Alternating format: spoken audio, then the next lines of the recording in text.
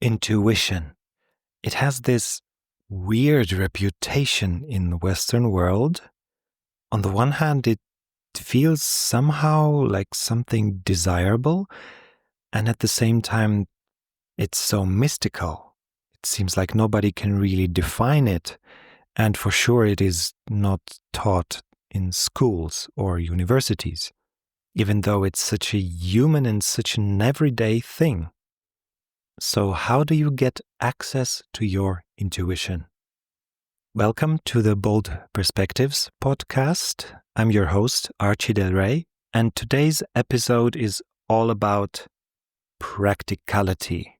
How do we access intuition in a tangible way? So we will first look at why it is so difficult for us to grasp the concept of intuition. And then I will give you 5 exercises that you can do to actually train and practice your relationship to your own intuitive capabilities. I saw this meme the other day where you see an image of a brain, and then there is 2 sentences, one above and one below.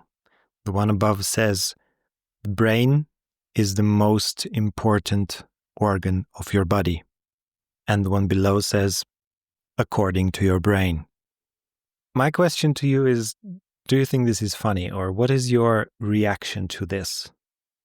To me, the whole question around mind, head, brain in Western culture is a bit of a fish in the water thing, like if you talk to a fish and tell them about water, if you will get any answer at all, they will answer something like, "What do you mean water?" And it's the same thing in our culture, in modern culture. We kind of design everything around logic, everything around what we call science, which is defined by running experiments with the same boundary conditions to produce the same results, which is again very much Newtonian, very much rationality based. And all we teach in schools is rules and laws and causalities. Again, concepts that are mainly connected to what I would call the prefrontal cortex. So the part of the brain that is connected to rationality, to logical thinking. So we kind of swim in this world of logic with our attention. So our attention is always fixed on that realm. And to most of us, it wouldn't even occur that we can put our attention somewhere else and get just as much information and insight and ecstasy of living in the physical world by, for example, connecting with your heart or connecting with your gut, connecting with your belly, maybe even connecting with your feet. You see, when we talk about memory, for example, when I ask you to recall a memory, we seem to have this presumption that I mean visual memory. It wouldn't even occur to somebody if I say, "Can you recall being a child?" that I might be asking for, "Can you recall smells from your childhood, or sounds, or even physical sensations?" And muscle memory and tissue memory is a thing. This is not something I'm coming up with. So to the question, can you recall your childhood? A completely valid answer would be to say, of course, I can connect with my body, breathe into certain tissues, and experience my childhood through my muscles and tissues.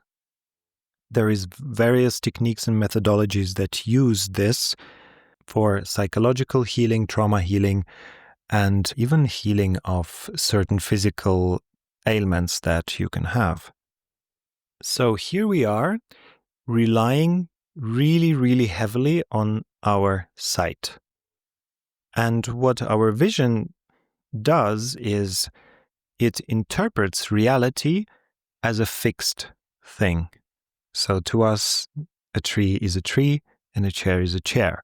So to this specific channel, the channel of eyesight, anything that does not follow Newtonian laws, anything that is not seen as a direct causality, like when you let go of an apple, it falls down to the floor, anything else is considered abstract. Like you cannot see thought. You cannot see your mind. You cannot see logic itself. You cannot see heart connection. You can see effects of, like emotions, for example, but you cannot see emotion. This leaves us with a very strong bias towards rationality, towards predictability, towards anything that follows if A, then B. This bias is even present in our language. Like, how do we call all these practices that generally bring you more in touch with your heart and with your solar plexus and your gut and your body in general? Things like yoga, breath work, meditation, we call them mindfulness practices. And if you ask an average person, what do you feel about this? Quite often people say things like, I think I'm angry about it. And I'm like, what did you just say? Like, I ask you what you feel and you answer with, I think. I think I feel. I think feel. So we're not even used to the language of emotion or the language of body so much. It's like a muscle that you lose because you never utilize it.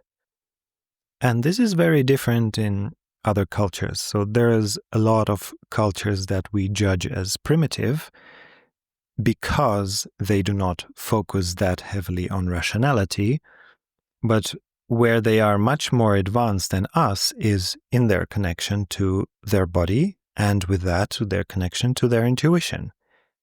Because even if you know nothing about intuition, I'm sure that if I ask you, do you find intuition in your brain, or in your head, or in rationality, your answer will most probably be no. You will probably have an intuition, you will probably have a hunch, some sort of feeling that intuition has its headquarters somewhere else. Did you notice even the word headquarters, head of something? Again, head is considered the master in our society. So for us, with that upbringing, it requires pulling yourself out a little bit out of the realm of the mind. And when I say mind, I mean the conscious mind, the one that you identify with when you say I want, I need, I am, and go other places. And of course, you can do that by practicing yoga, practicing meditation, doing breath work. You can also do that by studying emotionality and doing emotional trainings, learning emotional literacy, because that connects you with other places in your body. You start recognizing that, for example, emotions like grief or sadness, they live in your heart. They do not live in your brain.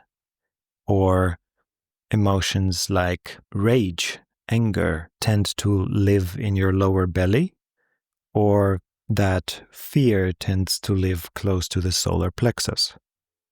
Even when you take the psychological route and find a practitioner who is literate with emotions and literate with trauma and can take you places, sooner or later you will find that when you say I, you don't always mean the same thing. Because we as humans are fragmented. We have these different aspects of our consciousness that we can identify with, and we even have these struggles between the different sort of entities of our inner team. This is considered common knowledge in science today, even though it is not used in regular media or in school or in university. But if we have these different aspects, can even different organs or parts of the body have different opinions about things? And it turns out, yes, they can. So what does that mean for our intuition? If our intuition is defined as some sort of internal guidance system, then it should not be connected to one specific place, like the brain or not the brain. Then it should be some sort of aspect of ourselves that is connected to everything, that takes everything into consideration, right? So if you consider yourself a beginner in your relationship with your intuition, this is your first major clue to understanding what it is and how it works. If you imagine your intuition as a being, then one important attribute of this being is that it considers you, yourself, as a whole. It is not like a political party lobbying for just your mind or just your gut. It has this more wholesome perspective. So if that makes sense to you, then accessing your intuition would mean to come closer to its perspective. And how do you come closer to a perspective of somebody or something that considers you as a whole? Well, you start yourself considering yourself as a whole.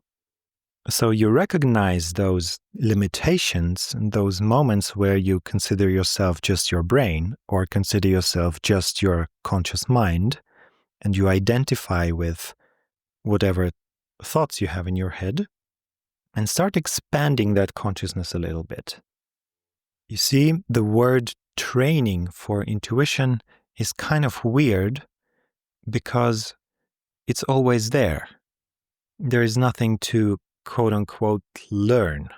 So the whole training is more about actually using it because it's always there. Which brings me to our exercises. So how do you expand your identity beyond the logical mind? Your task number 1 is to allow yourself to focus on other senses. So spend some time focusing on your smell. Spend some time blindfolded or with closed eyes. Spend some time focusing on what you hear or on touch. Explore the world like a child through touching everything. Like, what does a child do? It touches everything and it takes everything into its mouth. This is the way we explore this world as children. Even right now, how do your feet feel? Are they cold? Are they warm? Are they tense? Are they tired? Are they excited and have too much energy because you sit all day long and don't use them? Can you take a breath into your feet? I know this is physically not possible, but it can reveal tensions that you subconsciously have. I will explain this in more detail in the third exercise. Your second task is to take the courage and actually ask. When you have a decision to make, consider doing something else than what you would normally do. Try to put a hand on your heart or a hand on your belly, breathe deeply, and wait a few moments. Take a few breaths and see what arises.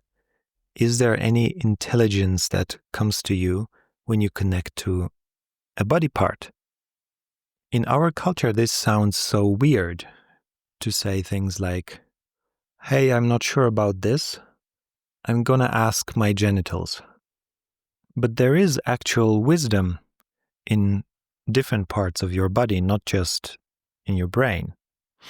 We kind of intuitively know that, but we're just not using these tools. So sometimes when you're not sure and there's some decision you need to take, like, do I take this week off on a vacation, leaving my business for a week? Can I go offline, or do I stay here? Or do I go but be accessible for the team? You probably already have like a rational thing going on. You probably have your mind telling you the pros and cons of everything. And you probably notice that the mind is really bad at having full clarity.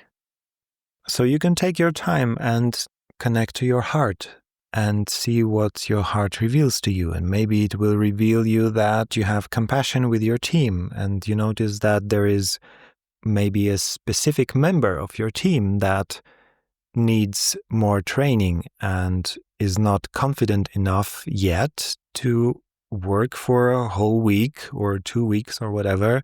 So that can help you set the priorities. Or maybe you take your time and connect with your belly and breathe a little bit, and then you notice that you have some contraction, a tension going on. So maybe there is fear around, will this work out?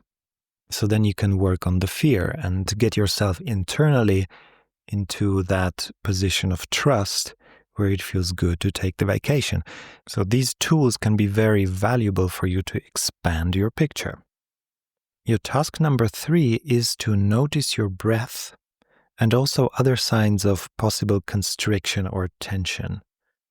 The ultimate goal would be to always have like 5 or 10% of your attention on your body and on your breath, whatever you're doing and wherever you're at. Because these are signals that tell you that something is not in the flow, that your energy and your consciousness is not flowing freely as it should, but there is something that holds you back, something that tenses up. So when you do even the exercises 1 and 2, and you connect to your heart and you notice there is tension, listen to that and ask further clarifying questions to yourself, like, what is going on? Why am I tensing up?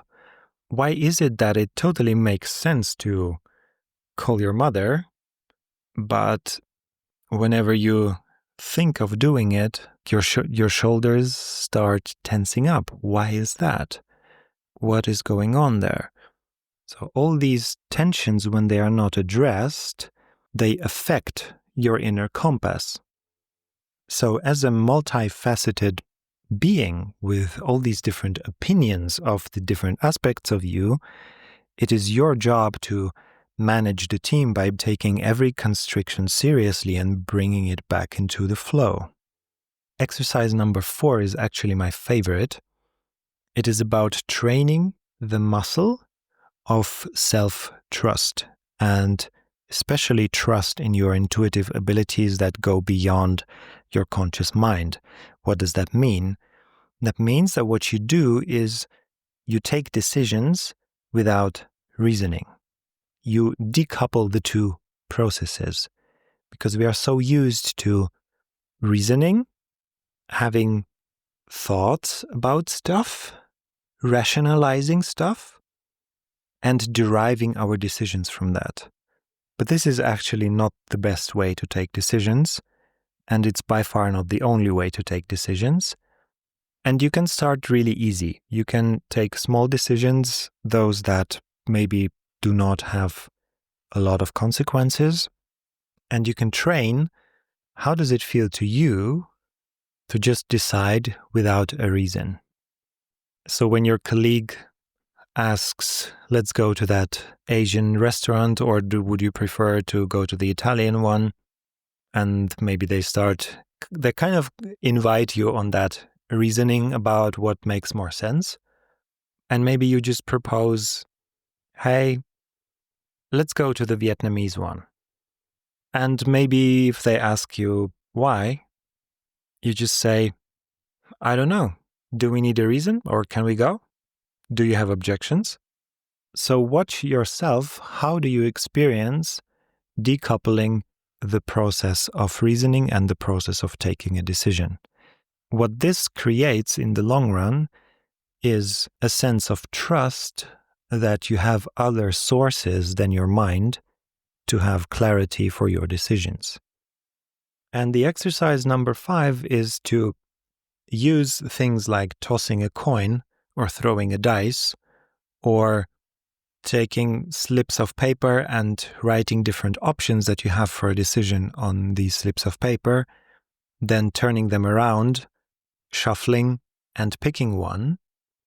So introducing randomness into your decision making, not necessarily in order to rely heavily your whole life on a coin, but more to train to leave the conscious mind out the door. Because often when we begin communicating and building this relationship with our intuition, the mind tends to sneak in and take control and make something look intuitive while it's actually not. So sometimes you just need to leave your mind outside and close the door and kind of say, hey, I do not want you involved in this, okay? I want to learn to trust other sources of information for myself. So you can easily do that by just saying, okay, I will just toss a coin.